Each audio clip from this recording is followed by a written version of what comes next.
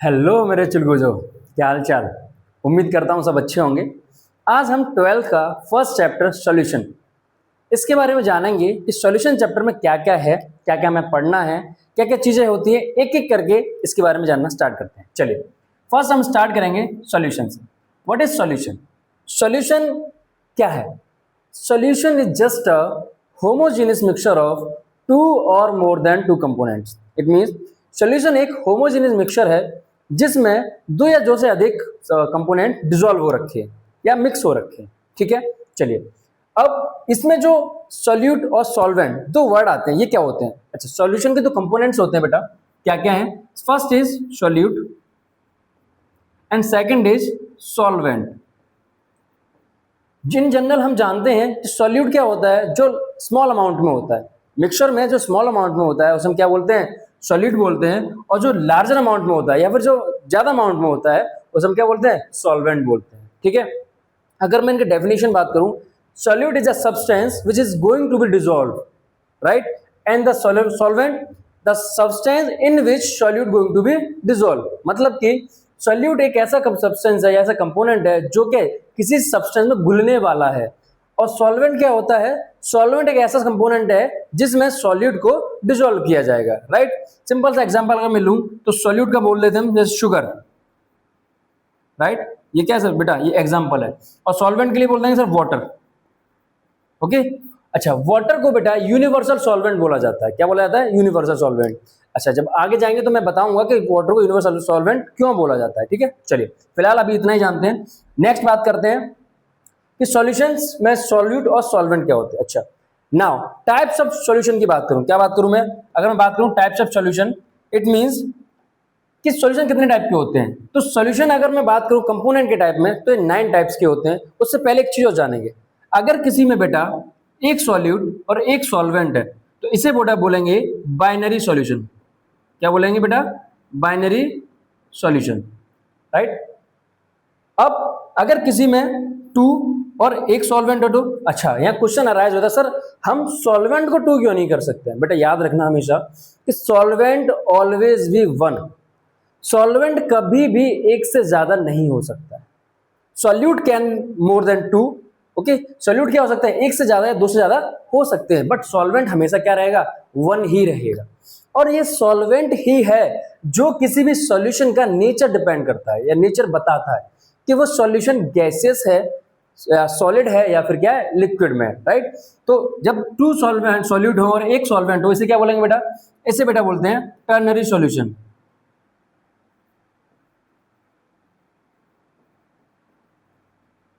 क्या बोलेंगे इसे? Ternary solution, right. अगर यहीं पे हो तो क्या हो बेटा? 3 सॉल्यूट और 1 सॉल्वेंट हो तो क्या बोलेंगे? Quaternary solution. क्या बोलेंगे? Quaternary solution,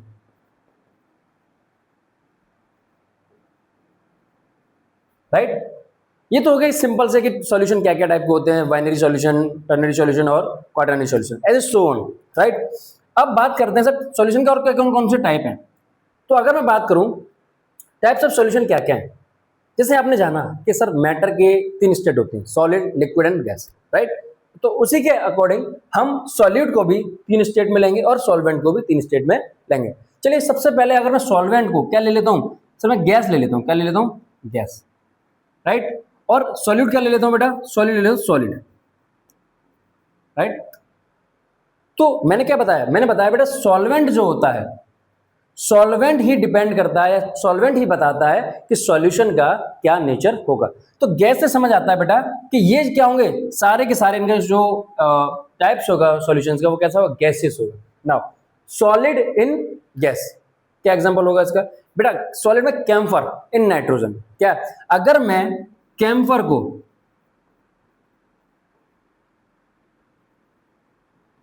dissolve in nitrogen gas, अगर मैं कैम्फर को नाइट्रोजन गैस में डिसॉल्व कर दूं तो ये आपके पास जो सॉल्यूशन बनेगा वो कैसा सॉल्यूशन होगा? गैसेस सॉल्यूशन होगा, राइट। चलिए फिर से हम क्या ले लेते हैं? गैस को एज अ सॉल्वेंट, और यहां ले लेते हैं लिक्विड। क्या ले लेते हैं बेटा? Liquid gas. गैस में हमने क्या किया? क्लोरोफॉर्म को मैंने डिसॉल्व कर दिया नाइट्रोजन में बेटा। क्या कर दिया? क्लोरोफॉर्म को डिसॉल्व इन N2 गैस। तो ये जो मिक्सचर होगा वो क्या होगा बेटा, वो मिक्सचर होगा गैसेस मिक्सचर होगा। और ये क्या है आपके पास कंपोनेंट्स क्या है, solute, liquid and solvent, gas. ऐसे फिर से एक और बार गैस ले लेते हैं बेटा। अब क्या ले लेते हैं बेटा, गैस। इसका तो कॉमन एग्जांपल बेटा एयर, क्या है, एयर, राइट। एयर में कितनी सारी गैसेस मिक्स हैं, है ना, और nitrogen, oxygen, carbon dioxide, noble gases, बहुत सारी गैसेस डिसॉल्व हैं, आपस में मिक्स हैं। तो air is a mixture of this. और अगर सिंपल सी बात करूं मैं, hydrogen and oxygen, hydrogen gas को ऑक्सीजन मिलाया तो वाटर वेपर्स बन जाते हैं। ये भी क्या एक तरह से आपका एग्जांपल है किसका, इस वाले टाइप ऑफ सॉल्यूशन का, राइट। चलिए बात करते हैं बेटा और आगे चलते हैं। अब लेते हैं हम as a liquid, as a solvent, क्या लेते हैं बेटा, लिक्विड हमने क्या ले लिया बेटा, सॉल्वेंट ले लिया। नाउ सबसे पहले क्या था सर, सॉलिड ले लेते हैं। अब किसी सॉलिड को लिक्विड में डिसॉल्व करना है, सॉलिड के लिए शुगर ले लो, शुगर को वाटर में कर दो, तो क्या है, sugar solution is example of this solution, sugar solution, right. Now next, फिर से लिक्विड क्या लेते हैं हम, सॉल्वेंट ले लेते हैं। और अब यहां पे क्या, यहां पे लिक्विड ले लेते हैं बेटा, राइट। लिक्विड लिक्विड बहुत ही सिंपल है ना। जैसे आपने अक्सर देखा होगा, शाम को जब एकदम माहौल बन जाता है, चार दोस्त मिल जाते हैं और फिर लिटिल लिटिल, है ना, तो क्या करते हैं, बहुत से शौकीन होते हैं नीट के, राइट। हाँ गलत समझ रहे हैं, ठीक है। मैं बात कर रहा हूं एल्कोहल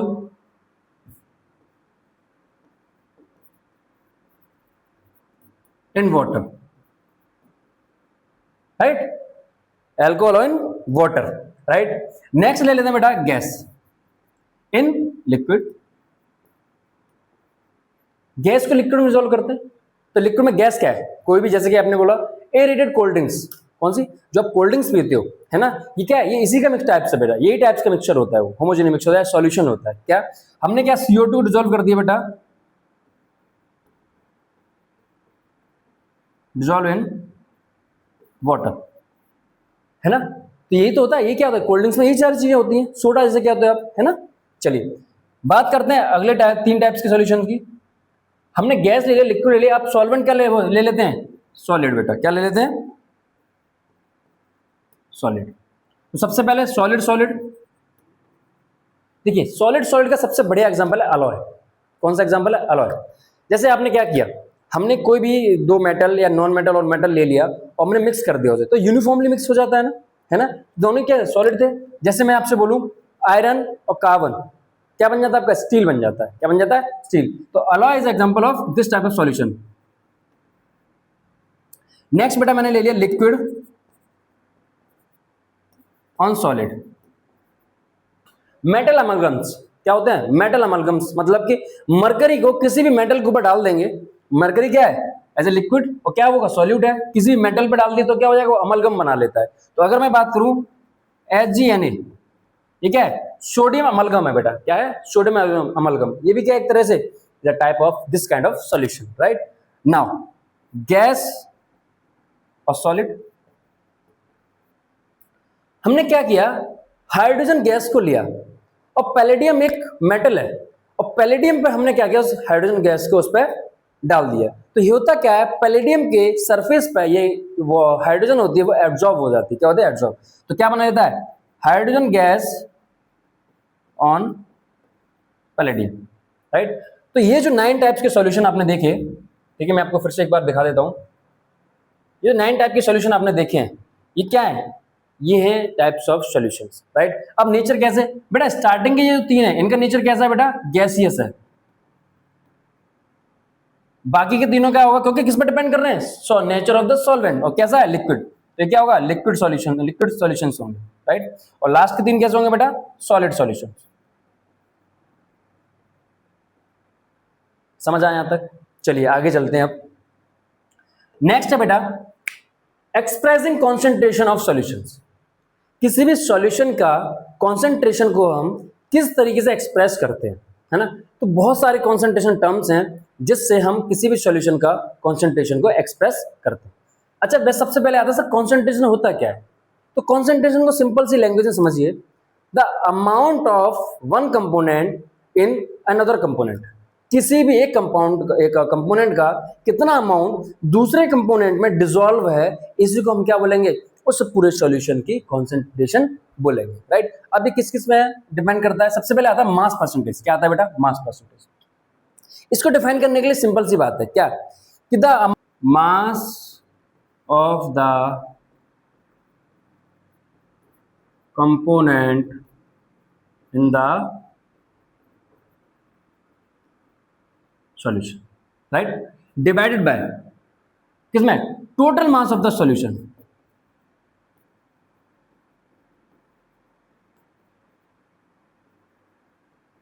एक चीज सर, परसेंटेज निकाल लें, क्या निकालना है, परसेंटेज, और परसेंटेज किसमें निकलता है, 100 पे। तो हम क्या करेंगे सर, इसको थोड़ा सा इधर कर लेते हैं पहले, इनटू 100। तो ये जो वैल्यू निकल के आएगी, ये क्या होगा, सॉल्यूशन का मास परसेंटेज होगा। समझ में आया? जैसे एग्जांपल ले लेता हूं मैं, यही साथ में एग्जांपल लेके चलते हैं। मैंने आपसे बोला 20 gram of NaCl dissolve in 250 gram of solution. क्या बोला sir, 20 gram of NaCl dissolved in 250 gram of solution. Find the mass percentage of that solution. कैसे निकालोगे सर, सिंपल सा फॉर्मूला है, पुट कर देंगे। क्या,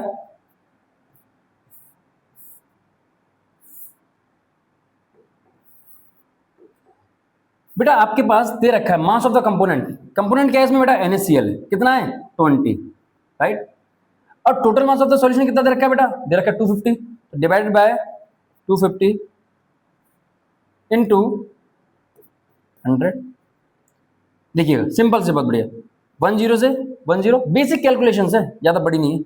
25 4 जा 100, 4 2 जा 8, कितना आ गया बेटा, 8% आ गया। कितना है, 8%, राइट। समझ आया? आप और प्रैक्टिस करिए, नहीं समझ आया तो मुझसे कमेंट में पूछ लीजिएगा, ठीक है। आगे चलते हैं बेटा, नेक्स्ट एक्सप्रेशन टर्म्स है वॉल्यूम परसेंटेज। सिंपल सा, इसे कैसे डिफाइन करते हैं, volume of the component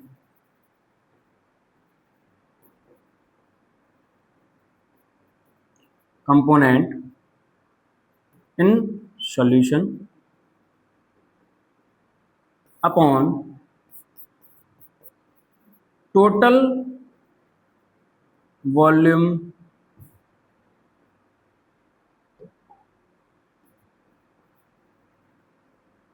of solution into 100, right. क्योंकि परसेंटेज पे निकलता है बेटा, 100 पे निकलता है, सिंपल सी बात है। चलिए एग्जांपल ले लेते हैं।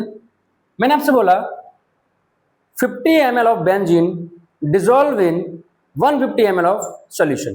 क्या, अगर आपको निकालना क्या है, 50 ml of benzene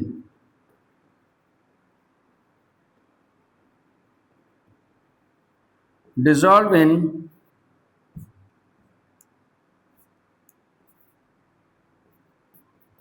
150 ml of solution. Find the volume by volume percentage of the solution. Simple सा बेसिक फॉर्मूला दे रखा है आपके सामने बेटा। वॉल्यूम परसेंटेज क्या, volume of the component, component क्या है, बेंजीन है, कितना है 50 ml, टोटल कितना है बेटा 150 ml इनटू 100। चलिए 0 से 0 गया, ओके। कितना है बेटा, अगर मैं मल्टीप्लाई कर लूं तो 500 अपॉन 15, ओके। 15 से डिवाइड करो तो 15 3 जा 45, राइट। 15 3 जा 45.33 ऐसे सो ऑन, कितना आ जाएगा 33.3% आ जाएगा, ओके। नाउ नेक्स्ट आगे चलते हैं। आगे बेटा मास बाय वॉल्यूम परसेंटेज, ये बहुत सिंपल है, कुछ नहीं करना। क्या है, the amount of mass of the component dissolve in the volume of the solution. क्या है, सिंपल सा, अगर मास बाई वॉल्यूम परसेंटेज निकालूं तो क्या है, मास of the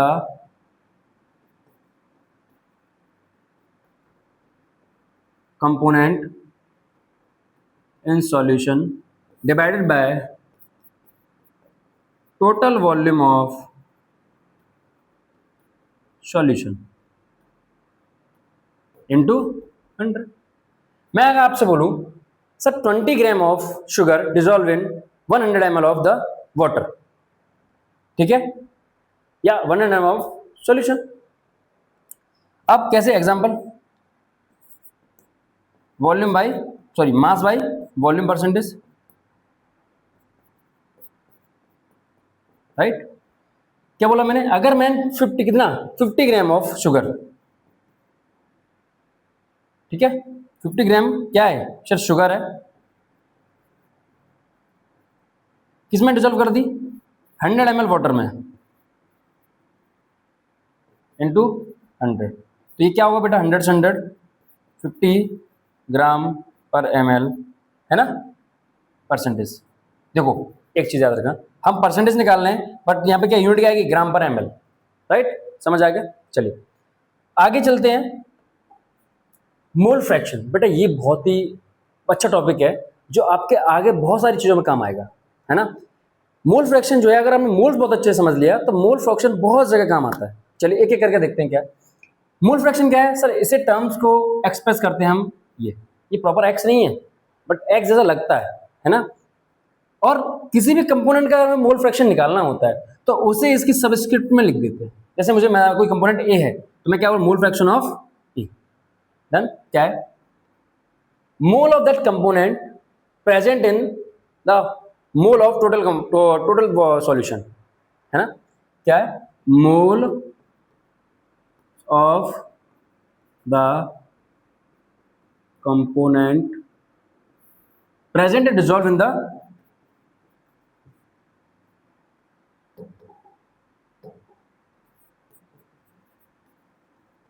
total moles of the solution, right. चलिए अगर मैं आपसे बोलूं सर एक बाइनरी सॉल्यूशन है जिसमें ए एंड बी दो कंपोनेंट हैं, मुझे इनका दोनों का मोल फ्रैक्शन निकालना है, तो सबसे पहले क्या होगा सर, मोल्स को डिनोट करते हैं एन से। किससे डिनोट करते हैं, एन से। तो ए के मोल का मतलब एन ए, और अगर बी का निकालना है तो क्या हो जाएगा, एन बी, राइट। अब दो ही कंपोनेंट है पूरे सॉल्यूशन में बेटा, तो क्या होगा, अगर मैं आपने बोलूं कि सर मुझे निकालना है x a, mole fraction of a, तो क्या moles of the a divided by total moles of the solution. तो सॉल्यूशन में क्या सर, दो ही कंपोनेंट है, एन ए प्लस एन बी, तो ये क्या है बेटा, ये मोल फ्रैक्शन किसका निकल आया, एक्स ए। ऐसे अगर मुझे निकालना है बी का, क्या होगा, एन बी अपॉन एन ए प्लस, राइट। अब यहां से एक चीज समझ आती है क्या, कभी भी किसी भी सॉल्यूशन का मोल फ्रैक्शन 1 से ज्यादा नहीं हो सकता। क्यों नहीं हो सकता, क्योंकि आप देख पा रहे होगे न्यूमरेटर और डिनोमिनेटर में, है ना, आपने बेसिक मैथमेटिक्स पढ़ी हुई है, अगर ऊपर की, ठीक है, न्यूमरेटर अगर छोटा है और डिनोमिनेटर अगर क्या है, बड़ा है, तो हमेशा वैल्यू 1 से छोटी ही आनी है। तो जब इन दोनों का बोला जाए तो मैं बोलूं अगर mole fraction of A plus mole fraction of B is equal to 1, कितना होता है बेटा, 1 होता है। समझ आया यहां तक, कोई दिक्कत, कोई समस्या। चलिए तो अगर मैं आपसे बोलूं सर इस पे एक क्वेश्चन कर लेते हैं क्वेश्चन। चलो कैसे, मैंने बोला find the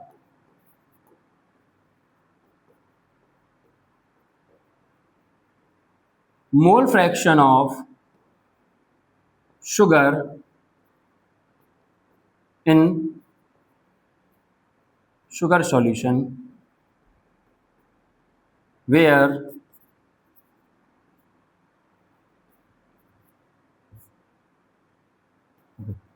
20 gram of sugar dissolved in 18 gram of 180 gram of, sir ये तो बहुत, अभी आप बोल रहे थे मोल्स के बारे में केवल, तो यहाँ पे सर ये मास वगैरह कैसे आ गया, तो देखो मोल्स निकालने का सबसे बढ़िया तरीका, यहाँ पे एक चीज और ऐड कर दी मैंने, मोल्स कैसे निकालते। अगर किसी के आपको मोल्स निकालने बेटा, तो होता है given mass of that component upon molar mass of that component, right.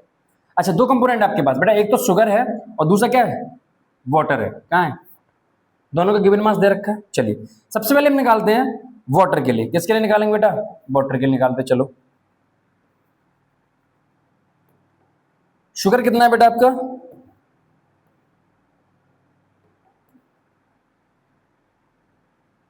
Sugar है 20 ग्राम। कितना है?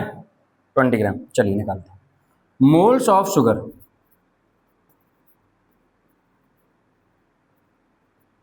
गिवन कितना है बेटा? 20। मोलर मास कितना होता है? अच्छा, शुगर को या क्या बोलते हैं? सुक्रोज बोलते हैं बेटा। क्या बोलते हैं? सुक्रोज। और सुक्रोज का फॉर्मूला होता है C12H22O11 और इसका मोलर मास होता है बेटा 342। कितना होता है? 342। देखो कुछ चीज आपको याद रखनी पड़ेगी, है ना? तो डिवाइड बाय 342, अगर आप कैलकुलेट करोगे तो यहां से जो निकल के आएगा 0.058, राइट? अगर ऐसे में निकालू बेटा मोल्स ऑफ वाटर, तो कितना दे रखा है बेटा? 180 ग्राम। कितना दे रखा है? 180। और होता कितना है बेटा? वाटर का फॉर्मूला क्या होता है? H2। इसके कितना होता है? 18 ही होता है। 18। इसके कितने निकलाएंगे बेटा? 10। कितना निकला है? 10, राइट? अब हमें क्या निकालना है? मोल फ्रैक्शन निकालना है बेटा। क्या निकालना है? Mole fraction. चलिए, तो मोल फ्रैक्शन ऑफ शुगर, राइट, क्या है? मोल्स ऑफ द शुगर कितने बेटा? 0.058 डिवाइड बाय टोटल कितने होंगे? तो 0.058 प्लस 10, तो 0.058 डिवाइड बाय 10.058, 0.005 अप्रोक्सीमेटली। डन। ऐसे अगर मैं देखो दो तरीके हैं, या तो सर इसे मैं वन में से माइनस कर दूं तो मैं क्या निकाल लूंगा? H2 निकल आएगा। नहीं तो क्या करें? सिंपल सा कर लेते, 10 डिवाइडेड बाय 10.058, इसकी वैल्यू निकल के आएगी बेटा 0.995। ओके, तो अगर सर आप इसे वेरीफाई करने का कि हमारा जो मोल फ्रैक्शन निकला वो सही है या नहीं, मैंने आपको बताया था क्या? 1 होता है बेटा। ये क्या है? शुगर ले लेते हैं तो कितना? 0.005 प्लस 0.995, ये क्या होगा सर? ये 1 का। इसका मतलब हमने जो कैलकुलेशन की है वो बिल्कुल ही सही है। ठीक है, चलिए नेक्स्ट आगे चलते हैं।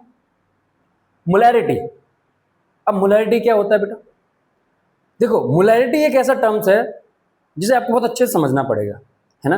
क्योंकि अब आप जब एक्सटर्नल एग्जामिनेशन में प्रैक्टिकल के एग्जाम्स देते हैं तो वहां पर एक प्रैक्टिकल है जिसमें आपको निकालना पड़ता है molarity and strength of the केमोनोफोर, निकालनी पड़ती है वही। तो मोलैरिटी को बहुत अच्छे से समझेंगे। क्या होता है देखो, the moles of the solute dissolve in 1000 ml of the solution, या मैं बोलूं कि moles of the solute present in 1 litre of the solution. ठीक है, अब कैसे? क्या?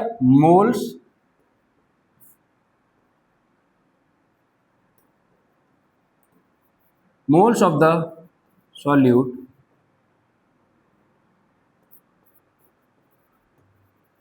present in 1 liter of the solution। क्या? Molarity is defined as the moles of the solute present in 1 litre of the solution. तो sir इसे denote करते हैं बेटा कैपिटल एम से। इसे डिनोट करते हैं कैपिटल एम से, तो क्या आएगा? Moles of solute divide by total volume of solution in litre. Done. चलिए साहब, बिल्कुल सही बात है। अगर मैं आपसे बोलूं सर, अगर किसी का वॉल्यूम ml में दे रखा है तो आप क्या करेंगे? तो कुछ नहीं करना, चलिए करते हैं। तो बेटा m is equal two moles को मैंने आपको क्या बताया था? मोल्स बताया given mass W upon molar mass divided by volume किसी का दे रखा है V, और अगर किसी का ml में दे रखा है तो उसे हमें लीटर में चेंज करने के लिए क्या करना पड़ता है? 1000 से डिवाइड करना पड़ता है।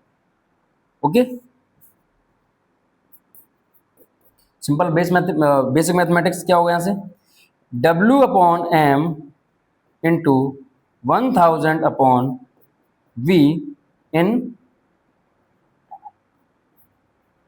तो आपको फॉर्मूला मिल गया। क्या फॉर्मूला मिला बेटा? तो फॉर्मूला यहां से निकल के आया कि m is equal to W into 1000 upon m, ये क्या है, ये वाला m वो नहीं है, ये है मोलर मास, ठीक है, इनटू V इन।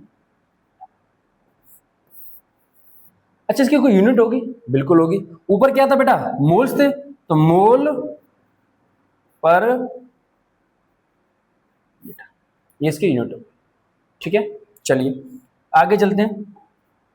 मोलैलिटी, बेटा ये दोनों मोलैलिटी और मोलैलिटी को हम ट्विन सिस्टर बोलते हैं, ठीक है। दोनों ही क्या है, सेम चीज बताती है, बट क्या है, थोड़ा डिफरेंस है। क्या डिफरेंस है देखिए। मोलैलिटी क्या है, molality is defined as the number of moles of solute dissolve in 1 kg of solvent. क्या, 1 kg सॉल्वेंट में कितने मोल सॉल्यूट के डिसॉल्व हैं, ये क्या कहलाता है, उस सॉल्यूशन की मोलैलिटी कहलाती है, ठीक है। तो क्या होता है, moles of solute present in 1 kg of solvent. अब इसे बेटा स्मॉल एम से डिनोट करते हैं, किससे डिनोट करते हैं, स्मॉल एम से। क्या, moles of solute divided by total mass of solvent, किसका, इन केजी, राइट। चलिए अब फॉर्मूला बनाते हैं। अभी जैसे हमने मोलैलिटी का बनाया था, वैसे क्या मोलैलिटी का फॉर्मूला बनाते हैं। तो small m is equal to, mole क्या होते हैं, एन होता है, और यहाँ पे क्या होगा, से डब्लू, किसका है बेटा, ये सॉल्वेंट है ना। चलिए एन को क्या बोला बेटा, अभी अपना जैसे W upon M, okay,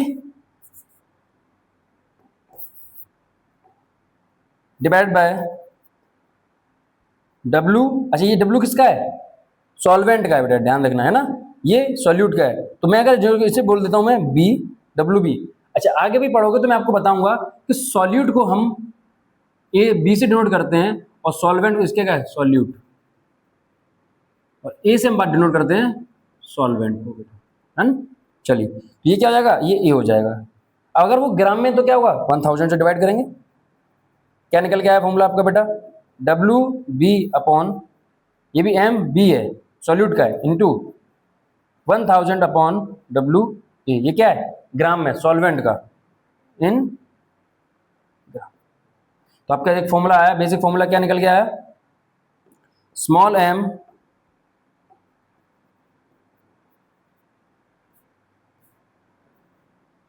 W upon, ये क्या है, सॉल्यूट क्या है बेटा, 1000 अपॉन डब्लू ए इन ग्राम।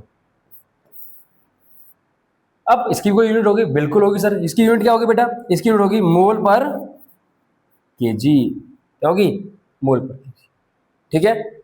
समझ आया यहां तक, ओके।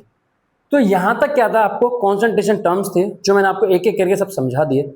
अगर फिर भी आपको कोई डाउट रहता है तो आप सीधे कमेंट में मुझसे पूछ सकते हैं, सर ये चीज मुझे समझ नहीं आई, और मैं आपको मोलैलिटी और मोलैलिटी पे बोलूंगा क्वेश्चन सॉल्व करें, नहीं समझ आए तो मुझसे पूछेगा। हम इसकी एक वर्कशीट और लेकर आएंगे जिसमें क्या है, हम सारे क्वेश्चन को सॉल्व करेंगे, हर टाइप के क्वेश्चन जो कॉन्सेंट्रेशन टर्म्स से बन सकते हैं उनको सॉल्व करेंगे, ठीक है। बट जाते जाते मैं आपको एक क्वेश्चन देके जाता हूं। क्वेश्चन है बेटा, मोलैरिटी और molality which is temperature dependent, क्या, विच इज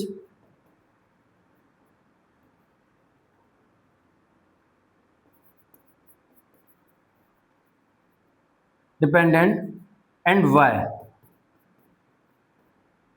आई होप आप समझ पाएंगे, ठीक है, कि इनमें से कौन सा टर्म जो है वो टेम्परेचर पर डिपेंड करता है और कौन सा नहीं करता है, ठीक है। तब तक के लिए धन्यवाद, बहुत अच्छे से सुनने के लिए। मिलते हैं नेक्स्ट वीडियो में, थैंक यू।